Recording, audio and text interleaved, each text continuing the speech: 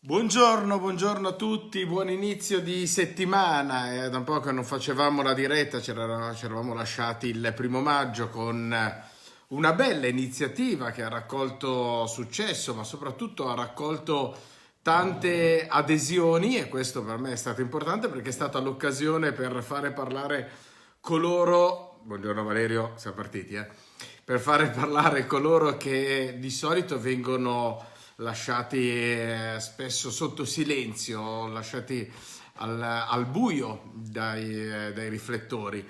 E quindi è stata l'occasione appunto per fare parlare professionisti, partite IVA, parlare chi sa e chi può spiegare anche gli interventi in materia fiscale.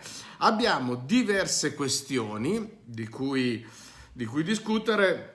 Vi dico subito che affronteremo sia la fase cosiddetta, la fase 2, e poi anche la fase che in Italia non c'è mai, no? È la fase del chi sbaglia non paga mai. Chi di fatto ormai è innamorato delle proprie poltrone, e se il riferimento è a Bonafede avete capito, perché parleremo anche di lui. Ieri non so chi di voi abbia visto l'arena di Giletti, ma è andato in onda uno scontro durissimo, durissimo, tra il magistrato Nino Di Matteo, che proprio all'interno della comunità dei 5 Stelle è sempre stato apprezzato, uno dei giudici, uno dei magistrati più apprezzati per la sua battaglia antimafia, per una battaglia che tra l'altro lo vede esposto e sottoposto a grande vigilanza. C'era anche la Iena che ormai è Iena soltanto sulla carta d'identità, perché pensate che per farsi eleggere si è dovuto far chiamare Dino la Iena Giarrusso, questo per dire quanto poco valga senza l'etichetta della Iena. Infatti ieri ha dato proprio dimostrazione del nulla cosmico, quindi la Iena che si è fatta Chihuahua, che non sapeva che cosa dire di fronte a un Nino Di Matteo scatenatissimo, che di fatto ha raccontato la verità, e di fronte ad un Bonafede che a un certo punto è entrato in diretta ed è stata una delle peggiori figure mai viste, ma ne parleremo dopo. Adesso voglio andare immediatamente a ragionare con voi della cosiddetta fase 2, ok? Fase 2. Allora, partiamo dall'ora della responsabilità, questo appello che il Presidente del Consiglio Conte fa agli italiani. Ora, io non vorrei che la fase 2 fosse una specie di fase in cui la colpa viene scaricata sugli italiani, cioè come a dire: noi quello che dovevamo fare lo abbiamo fatto, perché questo è il sottinteso, no? Perché lui lo dice, Conte, ora sta a noi decidere se vogliamo evitare dolorosi dietrofront, come a dire, finora dalle restrizioni buoni risultati, ora voi volevate uscire, non vedevate l'ora, bene, sappiate che in caso di propagazione del virus, in caso di effetto yo-yo del virus, la colpa è vostra, indisciplinati italiani, che volete uscire di casa, che non vedete l'ora di andare a lavorare. Proviamo a ricostruire però alcuni pezzetti, perché se il presupposto iniziale è noi governo siamo stati bravi, hanno chiuso tutto. Ha chiuso tutto, ha combinato un casino incredibile in partenza e adesso ci vogliono raccontare che sono stati bravi. Allora vediamo se loro sono stati veramente degni della fiducia con cui la grossissima percentuale degli italiani è rimasta a casa. Perché qui se un applauso non va detto ora arrivo alla fase 2, dipende da come vi comportate. Intanto iniziamo col dire che meglio del governo è stato il popolo italiano, ok? Mettiamolo bene in chiaro, perché la grossissima parte del popolo italiano è rimasto responsabilmente a casa. E non l'ha fatto perché lo imponeva un governo, tra l'altro un governo pasticcione. Dopo andiamo a ricordare alcuni passaggi della fase 1. Ma l'hanno fatto per non vanificare lo sforzo, il sacrificio di tutti quei medici che dentro gli ospedali, che dentro le terapie intensive, anche a costo della loro stessa vita, perché non bisogna dimenticare l'altissimo numero di medici morti per avere fatto il loro lavoro, e un po' abbandonati da uno Stato che ancora non si ricorda fino in fondo il prezzo da pagare rispetto ai tagli alla sanità pubblica, ordinati da quell'Europa che entra ed esce dal dibattito politico a seconda così dei titoli di giornale, ok? E allora veniamo un po' alla fase 1 del governo. La fase 1 del governo comincia con una notizia o con una serie di dati elaborati dal Ministero della Salute che, a detta dello stesso Ministero, sono talmente gravi, e siamo alla fine di gennaio, che impongono la secretazione.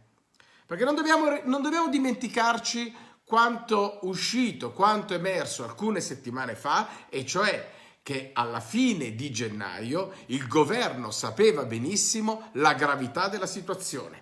Talmente grave, dice un atto segretato, un atto del Ministero della Salute, di cui aveva parlato il Corriere della Sera in una inchiesta firmata da 4 giornalisti, mai smentita, anzi confermata dal Ministero della Salute, okay? In cui loro sanno benissimo la portata enorme di questo virus, e anziché avvertire i governatori della Lombardia e del Veneto, che avrebbero potuto isolare immediatamente, generare lì la zona rossa, impermeabilizzarla di fatto, mettergli il Domopac ed evitare quello che è accaduto dopo, cioè che se tu non metti il lockdown forte, immediato su quelle zone rosse, è scoppiato il pandemonio.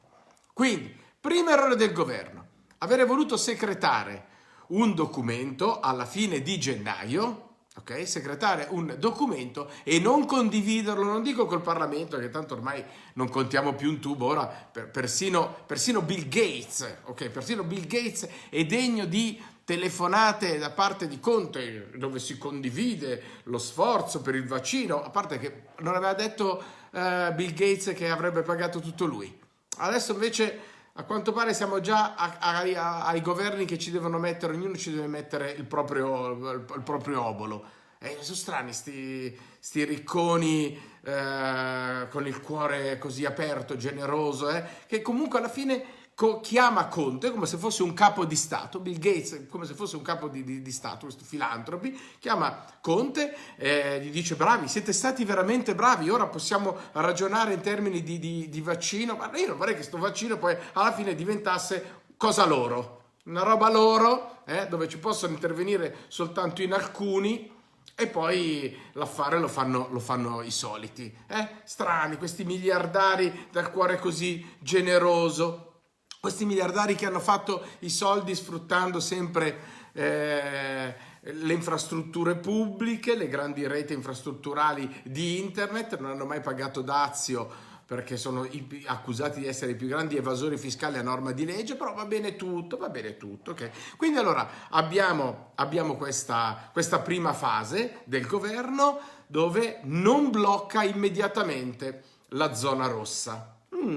Poi da lì cosa abbiamo? Abbiamo una serie di conferenze stampa, reti unificate in internet, dove si dice tutto e il contrario di tutto, si annuncia attraverso la rete e dopo si affievolisce nuovamente, perché a seguito di quella conferenza stampa che ha promosso il Presidente del Consiglio, che gli ha fatto a moltiplicare, ok, la moltiplicazione dei pani e dei pesci, moltiplicare i like in pagina, quindi diventa uno dei personaggi, uno dei politici con più like in pagina, lo fa perché lui convoca una diretta Facebook ad una certa ora, tutti devono mettersi lì ad aspettare il messia Quacquaraconte e dopo un po' arriva Conte, racconta le sue cosine che però non arrivano in Parlamento.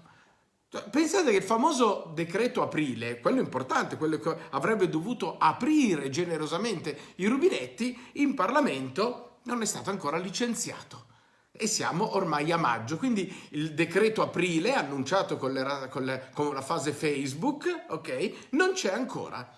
Cioè c'era nella predicazione, ha generato aspettative, ma di fatto non c'è nulla. E quindi anche i famosi prestiti, quindi anche lì grande casino con le banche, perché gli imprenditori dopo 50 giorni di lockdown, i piccoli o le partite IVA e quant'altro, tentavano di andare in banca, di capirne di più, la banca diceva che non ne sapeva nulla, quando ha saputo ha detto guardate ragazzi che non è esattamente come ve la stanno raccontando, non è un giro di giostra gratis e questi soldi in prestito dello Stato, da parte dello Stato, effettivamente noi non ve li possiamo erogare perché non ci sono. Tanto che a un certo punto il presidente Quacquaraconte è costretto a chiedere alle banche un atto d'amore. Ah, guardate, questa fase responsabile, questa fase 1 responsabile del governo dove arriva al punto che continua a generare fake, dove tutto è facile, non rimane indietro nessuno. Intanto il numero purtroppo dei disoccupati cresce, il numero dei poveri cresce e non c'è una protezione sociale, perché i soldi non ci sono, i soldi non arrivano. Questa è la verità, arrivano scartoffi. Ecco, l'unica macchina che mai si è fermata è la macchina della burocrazia e dei controlli fiscali. Questa autocertificazione è diventata una barzelletta dei 50 giorni di lockdown, ne facevano una versione e poi un'altra ancora e poi aggiungevano una riga, alla fine sono uscite anche delle magliette, autocertificazione, mi sono rotto il cazzo perché si capisce anche che a un certo punto la gente dice sentite, ma non siete capaci di fare un'autocertificazione semplice come Dio comanda e volete fare ripartire il paese? E quindi ci ritroviamo sempre con questi annunci. Poi nella fase 1, la fase del buonismo, la fase in cui arrivava un paese, qualsiasi, arrivava persino, non lo so, qualsiasi paese arrivava, ci portava una mascherina, una suppostina, una robina e arrivava Luigi Di Maio con le sue pose poetiche, queste sue immagini. Grazie al governo del Vatte la Pesca che ci ha portato 10 mascherine. Ovviamente in questa esaltazione degli aiuti degli altri, ovviamente non poteva mancare ovviamente il grande ringraziamento alla nuova madrepatria, la Cina di Xi Jinping, la Cina che tutto a un tratto adesso diventa un modello da seguire, un partner del quale non possiamo fare a meno. E tutti a innamorarsi di questa Cina, evviva la Cina che ci porta le mascherine, ci ha portato il virus. Ok, intanto la Cina ci ha portato il virus, poi a un certo punto porta in Europa delle macchine di terapia intensiva, ai britannici pare che abbiano combinato un casino inenarrabile perché non andavano bene, in Italia non si sa perché alla fine non sappiamo, noi siamo troppo impegnati a salutare, omaggiare, a rendere omaggio a questi signori cinesi, dimenticando chi sono realmente i cinesi. I cinesi sono di Xi Jinping è il capo del Partito Comunista Cinese, che è l'unico partito che c'è in Cina. Che bello, che bella che è la democrazia quando c'è uno solo che comanda, è vero? Che bella questa Cina della quale ci siamo già dimenticati, no? La modalità con cui si è mangiata pezzi delle nostre città, pezzi delle nostre economie. A voi sta bene veramente la Cina? Ma guardatele le vostre città, guardatevele. Vi vanno bene tutte queste insegne cinesi? E com'è che sono nate le insegne cinesi? Com'è che ci ritroviamo cinesi dappertutto? Semplice, perché già prima, quando c'era un po' di difficoltà, ok, arrivavano questi cinesi con le valigie piene di soldi e tu eri in difficoltà perché la banca, figurati, la banca ti dava credito e questi arrivavano con le valigette piene di soldi e in contanti hanno comprato pezzi di città, pezzi di distretti produttivi. Hanno cominciato a Prato, poi si sono conquistate le grandi città, Milano, Roma, Torino, e via di insegne cinesi. E adesso abbiamo Dima Xin che ci vuole raccontare la favola della via della seta, la favola dei cinesi che sono belli, e quindi noi gli diamo il 5G. Questo 5G che sta diventando, non si sa come, sta diventando un ulteriore Bengodi, un'ulteriore tavola imbandita, ok? Vorremmo capire se questo 5G, al di là dell'affare che sta generando per qualcuno, ha anche delle ricadute positive per i cittadini, oppure sarà un altro modo per farci controllare, per farci bombardare di cose, di frequenze e altro. Vorrei capire questa cosa, vorrei capire se il 5G è una modalità, un'altra modalità di conquista, stavolta in capo ai cinesi, oppure cos'altro sia.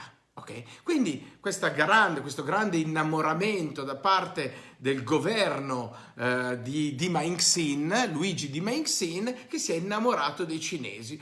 Che belli questi cinesi che ci hanno portato le mascherine, che ci hanno portato i medici, meno male che sono arrivati loro, meno male che sono arrivati a conquistarci secondo la loro modalità, che è una modalità completamente antidemocratica, perché se ora devo anche prendere lezioni di democrazia dalla Cina, no, cazzo, tutto c'è un limite, ok? Quindi va bene tutto. Ora gli americani un po' si stanno incazzando. Ora gli americani non sono certamente il bene mandato in terra, però se devo fare una scelta, l'ho già detto 1001 volte, io preferisco gli americani, perché è anche possibile, nella democrazia americana è anche possibile che il popolo faccia vincere quel matto, quella variabile strana, folle di Donald Trump, quando tutto il sistema americano aveva scommesso su Hillary Clinton. Quindi io, tra il modello americano e il modello cinese, che non prevede opzioni B, preferisco il modello americano. Allora, se devo su questi grandi blocchi, se devo fare una scelta, la faccio con gli americani. Di sicuro, ok, di sicuro non mi faccio conquistare a 0 lire, ok, non mi faccio conquistare dai cinesi. Io la vedo così, poi voi liberissimi di ciucciare la mammella di chi volete, capito? Adesso, a proposito di Dima Xin, ha rilasciato un'intervista, perché lui, Dima Xin, dice sempre che l'Italia, viva l'Italia, viva l'Italia, e intanto continua praticamente a stendere tappeti rossi e salamelecchi vari a chiunque arriva. Arrivano dalle terre più strane, ok, e lui è sempre lì a stendere tappeti rossi. Ok, poi dice, però dobbiamo giocare con la maglietta dell'Italia. Ragazzi, la maglietta dell'Italia non vorrei che fosse come l'Inter, che schierava 11 stranieri in campo e tu dovevi anche dire viva l'Inter. Qui un po' qualche interista ora si incazza.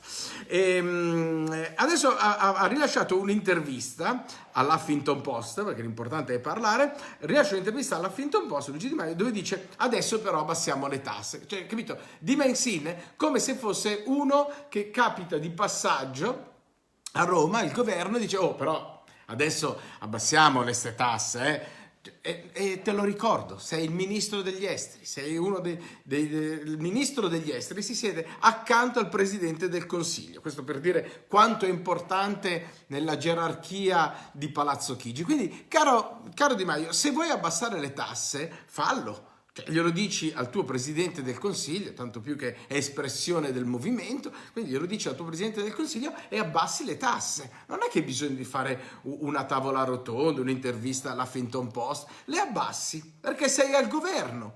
E quando allora noi ti diciamo, guarda, qui non si tratta più di abbassare, qui devi fare una specie di giubileo fiscale, perché ti informo che tanto il grosso delle aziende non riapre.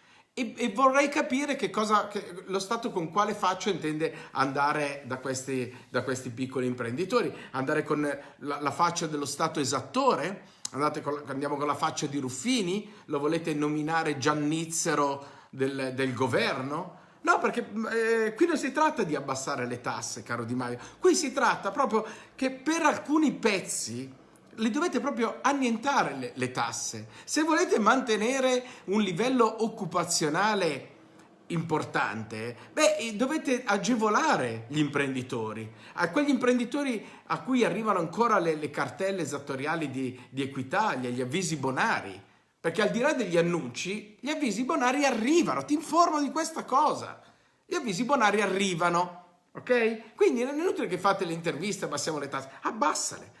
Il cuneo fiscale va abbattuto, perché una volta che gradualmente si riapriranno le attività, se non volete che i piccoli imprenditori lasciino a casa i loro lavoratori, e già di per sé sarebbe un disastro, ok?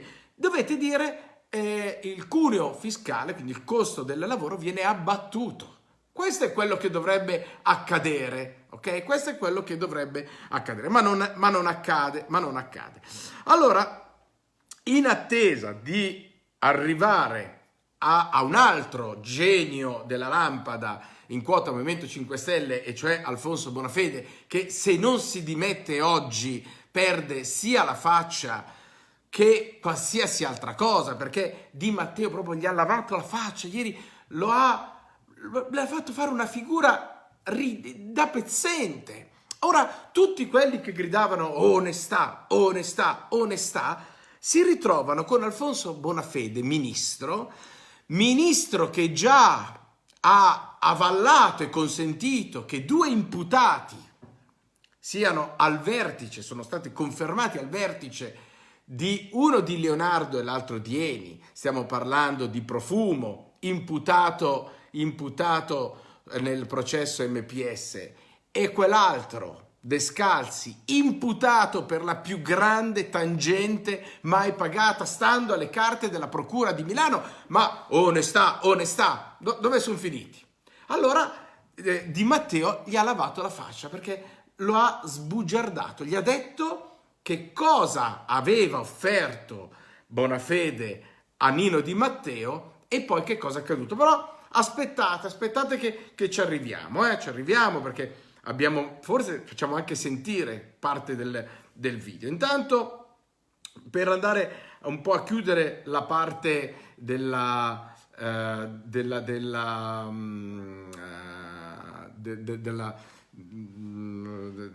economica, eccetera, Confindustria. I soldi a pioggia finiscono presto, in autunno rischio collasso sociale. Il presidente designato Bonomi: lo Stato paghi i suoi debiti, sblocchi le opere pubbliche già finanziate, defiscalizzi gli aumenti di stipendio. Ora, che debba essere Confindustria ancora una volta a dire 2 o 3 cose di buon senso mi fa specie, ok? Lo Stato paghi i suoi debiti mi sembra normale. Quindi se vogliamo fare ripartire l'economia, lo Stato è normale che paghi i debiti che ha accumulato nei confronti dell'economia reale. Mi sembra quantomeno normale, ma evidentemente non c'è più nulla di normale. Andiamo a compensazione, ma neanche più questo si può fare. Sblocchiamo le opere pubbliche già finanziate, ma anche quelle che dovrebbero essere finanziate. Sblocchiamole, certo, perché deve ripartire l'economia.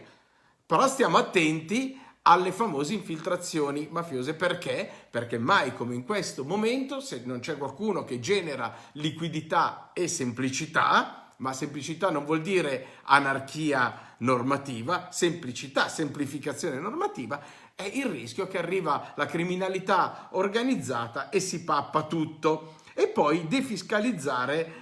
Qui dice gli aumenti di stipendio, ma io dico che uno Stato importante dovrebbe iniziare a defiscalizzare anche qualcosa di importante in termini di lavoro. Quindi non deve essere certamente Confindustria a dirmi come si riparte, dovrebbe essere il buon senso.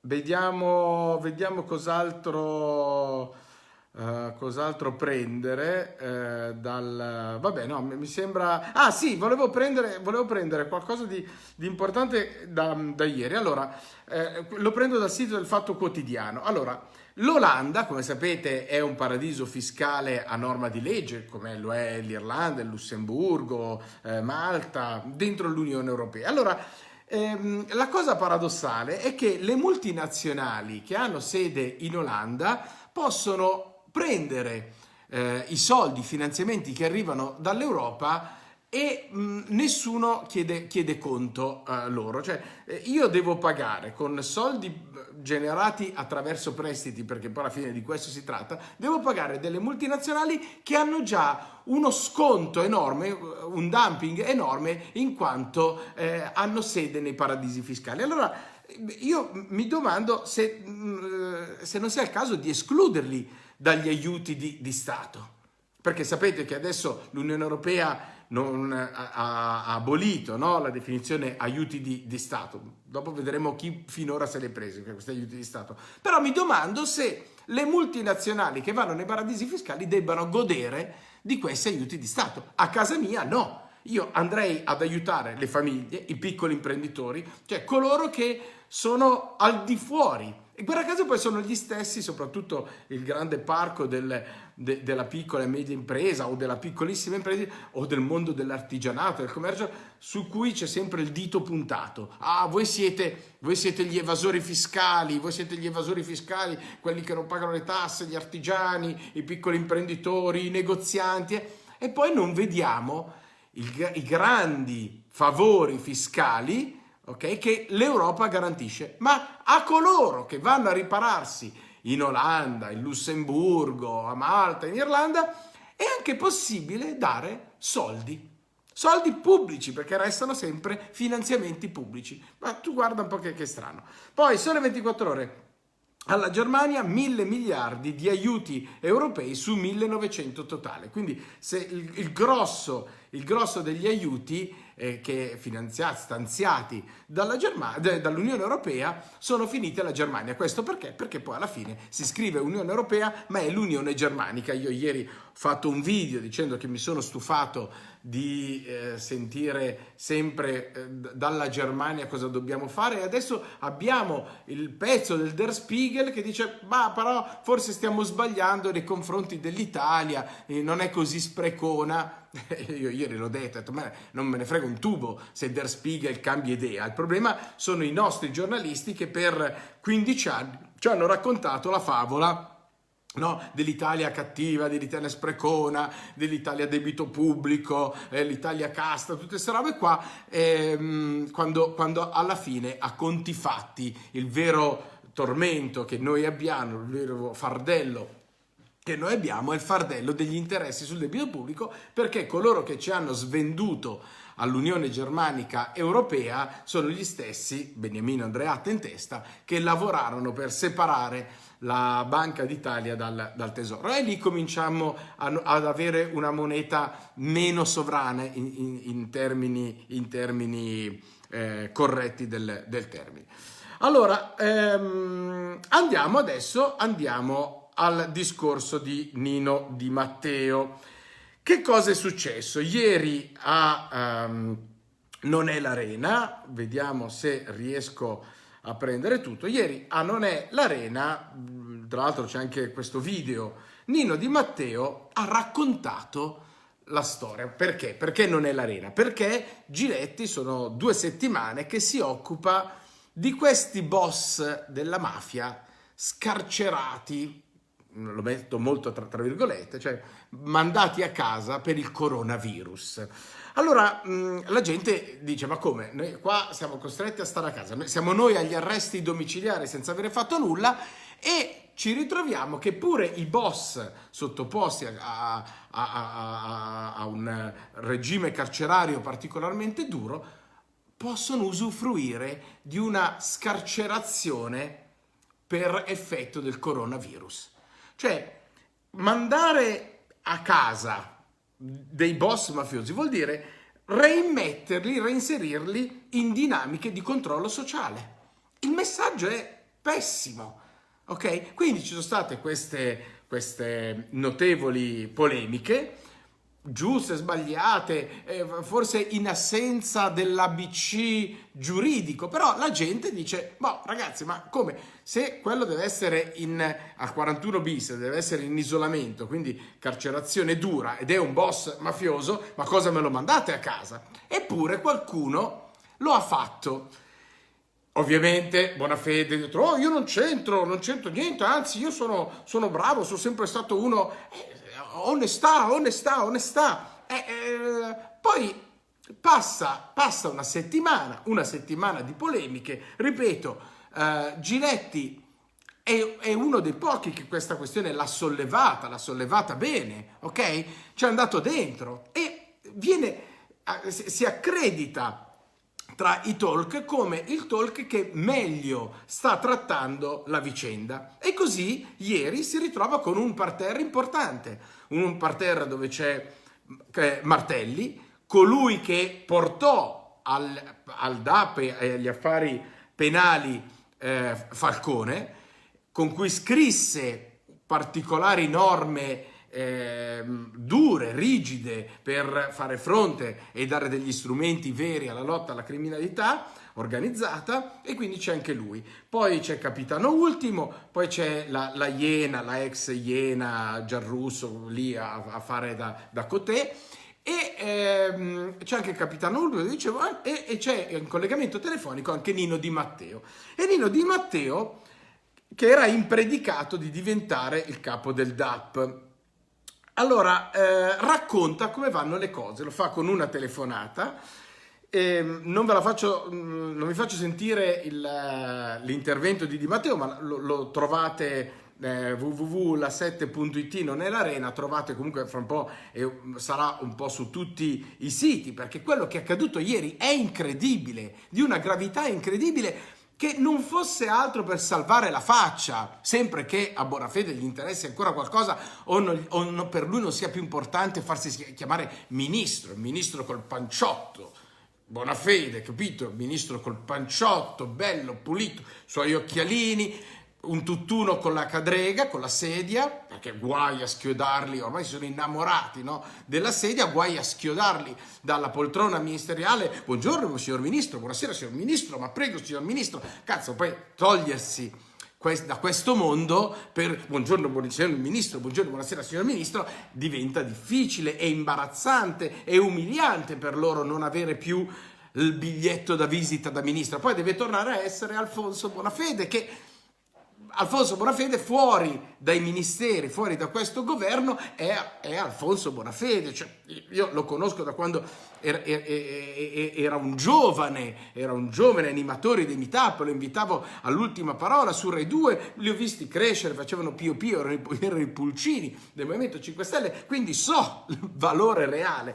E infatti il valore reale è quello che col passare del tempo viene fuori. Allora, a un certo punto anche Di Matteo, che adesso voglio vedere il Fatto Quotidiano, che cosa dirà, da che parte starà, voglio vedere tutti quelli onestà, voglio vedere anche Alessandro, il mio amico Alessandro Di Battista, voglio capire se adesso di fronte ad un Nino Di Matteo che dice delle cose pesanti, che cosa dirà. Oppure lo dico alla comunità che ogni tanto entra dentro le mie dirette a dire traditore, anche Di Matteo adesso è traditore, anche Di Matteo che ha accusato Bonafede e ha raccontato la verità su come sono andate le cose, anche lui è un traditore.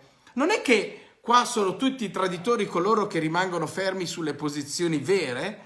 Non è che allora i traditori sono gli altri, quelli che dicevano parole dure anche dall'Europa alla TAP, Benetton, Atlantia, che è ancora lì.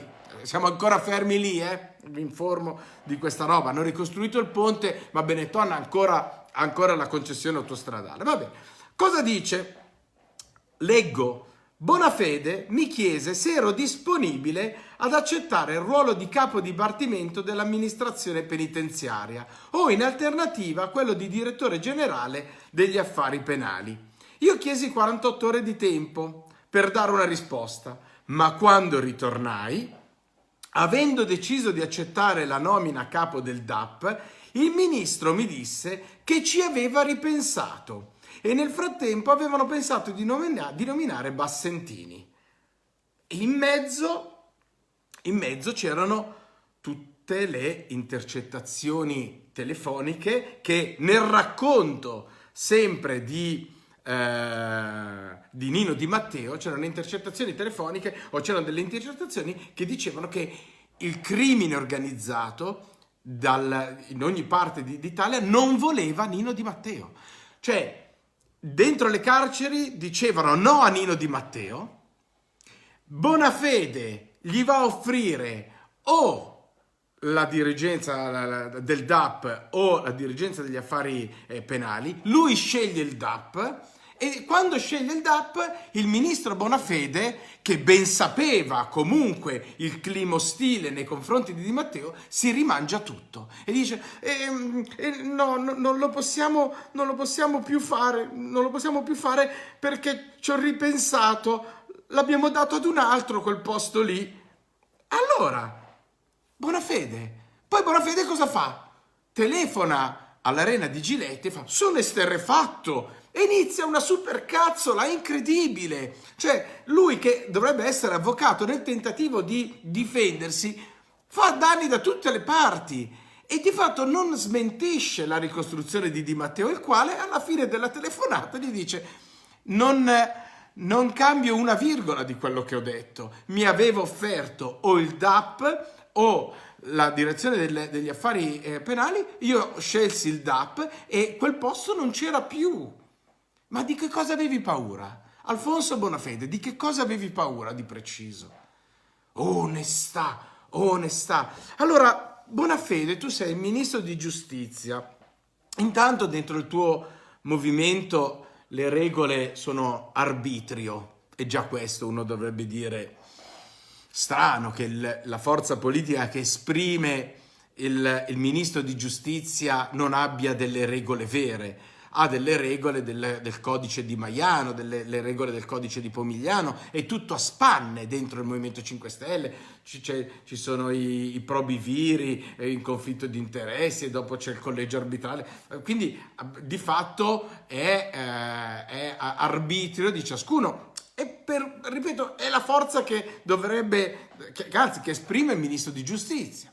Quel ministro di giustizia che accetta, perché lui è il capo delegazione del Movimento 5 Stelle dentro il governo, lui accetta che 2 imputati siano a capo di 2 grandissime partecipate di Stato.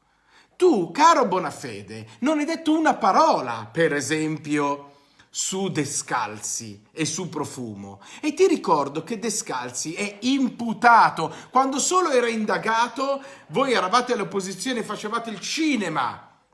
Che scandalo, un indagato, ed era Descalzi a capo dell'ENI, lui, la taverna, tutti che abbaiavano, bavosi, no, contro Descalzi, contro Profumo, che erano indagati.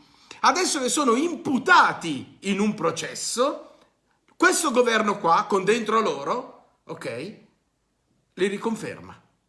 Ma ragazzi, c'era una bella rubrica di cuore, che era hanno la faccia come... E allora io domando, Bonafede, se hai ancora un briciolo di dignità, perché non ti dimetti? Hai paura di perdere il posto? Hai paura che nell'istante in cui ti dimetti non c'è più nessuno che ti apre la porta? Ma guarda che ti informo, la scorta ti resta. E lo so, ti resta esattamente come restava a Mastella e agli ex ministri di giustizia, verso i quali tuonavate: ma com'è possibile che abbiano ancora la scorta? E adesso la nostra scorta sono i cittadini, evviva! E adesso che cos'è che vi fa paura? Il fatto di perdere tutte le scorte? Di avere le auto blu? Di avere quei privilegi che nella vita mai avreste potuto prendere, perché mica la lotteria si vince una volta. E allora dimettiti, Bonafede, dimettiti, perché sei stato tanato da Di Matteo, ti ha raccontato la verità, a meno che non vogliate dire che anche Di Matteo adesso è un traditore. Tutti i traditori, tutti quelli che vi vengono a raccontare come stanno le cose, adesso sono traditori? Cari 5 Stelle che venite a inzuppare il biscotto dentro le mie dirette. Adesso cosa dite? Dovreste scrivere in nome di onestà. Io sto con Di Matteo. Adesso qui vi voglio. Dovete fare una scelta. State con Bonafede o state con Di Matteo? Travaglio, con chi stai? Stai con Bonafede o stai con Nino Di Matteo?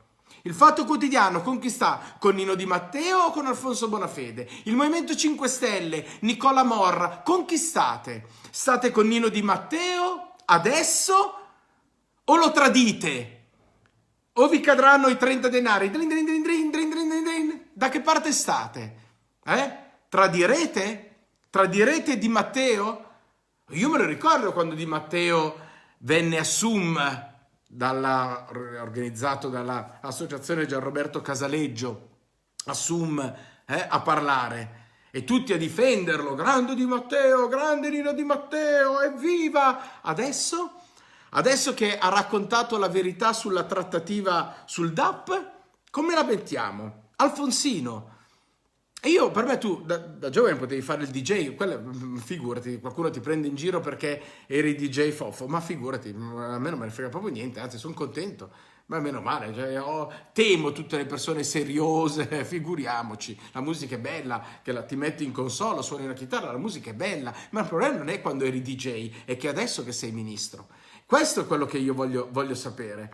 E allora riprendo tutto quello che sta uscendo, tutte le cose che stanno uscendo.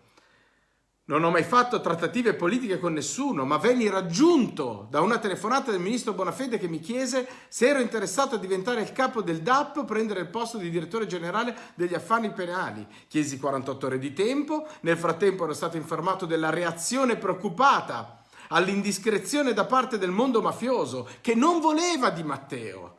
Il mondo mafioso non voleva Nino Di Matteo. Perché hai cambiato idea? Bonafede, perché hai cambiato idea? Se tu gli dici scelga lei se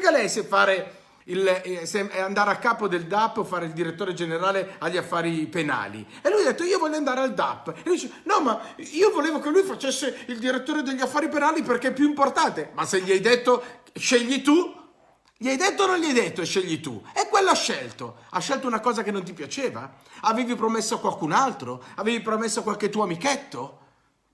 Questo io voglio capire. È vero o non è vero che gli hai dato un'opzione di scelta? Allora, nell'opzione di scelta, io scelgo quello che voglio scegliere, perché tu mi hai chiesto di scegliere. E quando io sciolgo la riserva e sono andato a prendere una cosa che tu avevi promesso ad altri perché Nino Di Matteo faceva paura all'ambiente mafioso?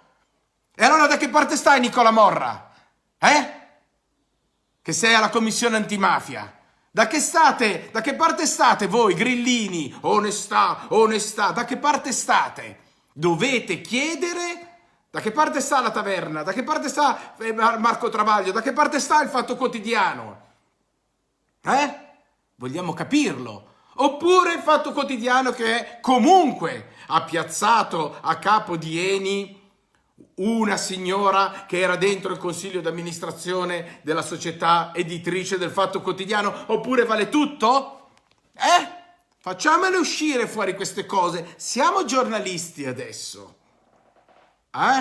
Allora, Bonafede, ti devi dimettere. Ti devi dimettere perché non ti sei opposto a che 2 imputati venissero confermati alla guida di 2 partecipati di Stato. Non ti sei opposto adesso alle voci che volevano Nino Di Matteo fuori dal DAP. E tu, infatti, quel posto che gli avevi offerto tu, a un certo punto non gliel'hai più dato.